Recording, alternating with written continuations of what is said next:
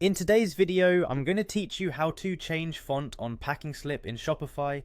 By the end, you'll know exactly where to go in your Shopify admin and how to adjust the font safely so your packing slips match your brand and print clearly.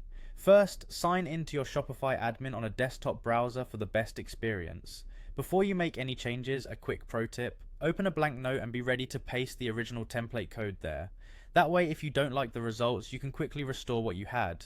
Now in your Shopify admin, look to the bottom left corner and click Settings. This is where Shopify keeps all the behind the scenes controls for your store. In the settings menu, select shipping and delivery. This page manages shipping labels, rates, and the templates used for packing slips.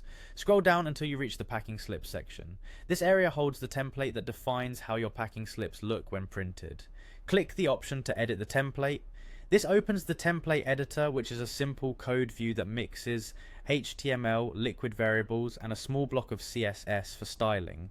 At the top of the code, look for the style section. This is where the font is defined.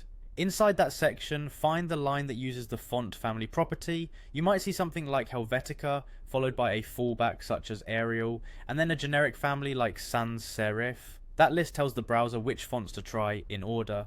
Replace the current font name with the one you want and keep sensible fallbacks. For example, if you want a clean, modern look, you could use Arial followed by sans serif. If you prefer a more traditional look, try Georgia followed by serif. Sticking to common web-safe fonts is important because packing slips are often printed on different computers and printers, and custom web fonts may not load or embed reliably in print.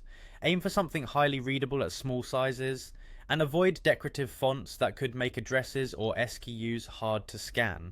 Once you've made the change, save your work by clicking Save. After saving, test your change by opening any order in your admin and using the Print Packing Slip option to review how it looks on paper or in print preview.